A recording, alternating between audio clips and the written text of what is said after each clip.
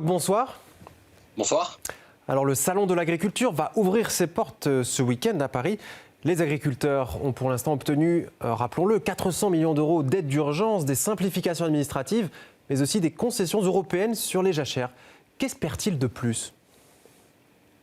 Eh bien, ils ont ouvert la boîte de Pandore, ou plutôt le gouvernement a, en leur répondant, ouvert la boîte de Pandore. La FNSEA, le principal syndicat agricole, s'est vanté d'avoir tenu la plume, d'avoir tenu le stylo lorsque le gouvernement a rédigé son projet de loi visant à répondre à la crise agricole et à la révolte paysanne que nous avons connue en France à la fin du mois de janvier et au début de ce mois de février. Eh bien, l'appétit venant en mangeant, et puis finalement avec des agriculteurs qui ont été échaudés, qui ont vu comment le gouvernement pratiquait depuis maintenant plusieurs années, c'est-à-dire en faisant beaucoup de belles promesses mais qui sont rarement suivies des faits, ils ont donné une clause de revoyure qui a lieu à l'occasion de ce salon de l'agriculture qui s'ouvre ce week-end à Paris et ils mettent la pression aujourd'hui sur le gouvernement. Que veulent-ils ? Ils veulent des réponses concrètes sur différents aspects. Le premier sur la question notamment des accords de libre-échange, où on a vu que le gouvernement français n'était absolument pas clair dans l'accord qui va lier l'Union européenne avec l'Amérique du Sud. Ils veulent des précisions extrêmement importantes sur la politique agricole commune qui va à l'encontre de leurs intérêts et qui vise une agriculture exclusivement industrielle. Et puis, ils veulent tout simplement vivre dignement de leur métier. Ayez bien en tête que la France a une culture d'être un pays qui a toujours été exportateur de denrées alimentaires. Aujourd'hui, elle est dépendante à 30% des importations. C'est donc un renversement de perspective, une perte de souveraineté pour notre pays et les agriculteurs sont aux premières loges à la fois pour y faire face mais aussi pour le subir. Et puis il y a cette loi Egalim qui ne traite au final que d'une chose, les prix et la relation avec la grande distribution. Or, il semble que le problème soit un peu plus global, en particulier la relation du monde agricole avec l'environnement dans son ensemble.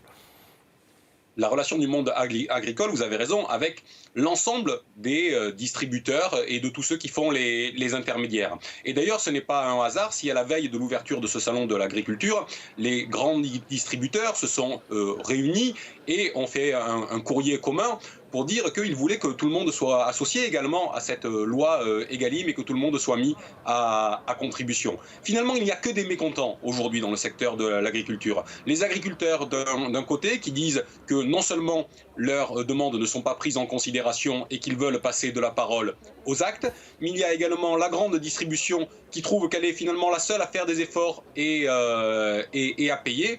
Et puis, il y a l'agriculture paysanne qui, elle, voudrait renverser le modèle agricole, voudrait en tout cas le faire évoluer et qui voit que c'est toujours l'agriculture productiviste qui est la seule servie par cette mise en concurrence qui est organisée à l'échelle de l'Union européenne, mais plus largement sur la scène internationale avec les accords de libre-échange. Un dernier mot, si vous le voulez bien. Vous avez évoqué tout à l'heure la FNSEA, mais quel rôle joue-t-il exactement ce syndicat aujourd'hui dans cette crise agricole ? Bien, la FNSEA a toujours été, en tout cas depuis des années, le principal syndicat en France. Elle est aujourd'hui, à défaut d'être concurrencée, épaulée par d'autres syndicats. D'un côté du spectre politique et syndical, la Confédération paysanne. De l'autre côté, la coordination rurale.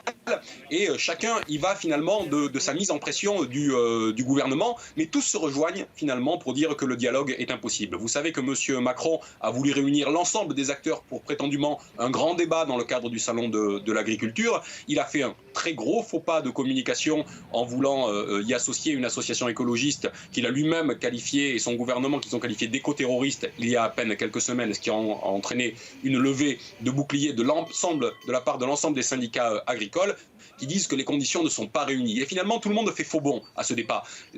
Les agriculteurs, les distributeurs et les différentes associations. Tout le monde comprend bien que la situation n'est pas réunie et la FNSEA essaie de jouer le rôle d'aiguillon et de tirer la couverture à elle. Mais finalement, le principal aspect de la séquence que nous connaissons aujourd'hui, c'est que c'est le président Macron qui lui-même est isolé, au point que son principal conseiller sur les questions d'agriculture a déclaré à la veille de l'ouverture de ce salon de l'agriculture que M. Macron ne ferait mieux de ne pas y mettre les pieds, de ne pas y aller en tout cas dès l'ouverture, puisqu'il ne serait sans doute pas bien reçu. Voilà où en est le modèle agricole français aujourd'hui. Nous en sommes au stade où le président de la République ne peut plus de manière sereine venir déambuler dans les allées. C'est une rupture majeure dans notre pays quand on se souvient que les principaux dirigeants de notre pays ont pendant des années paradé dans ce salon de l'agriculture parce qu'ils savaient que cette fonction nourricière était essentielle et historique dans notre pays.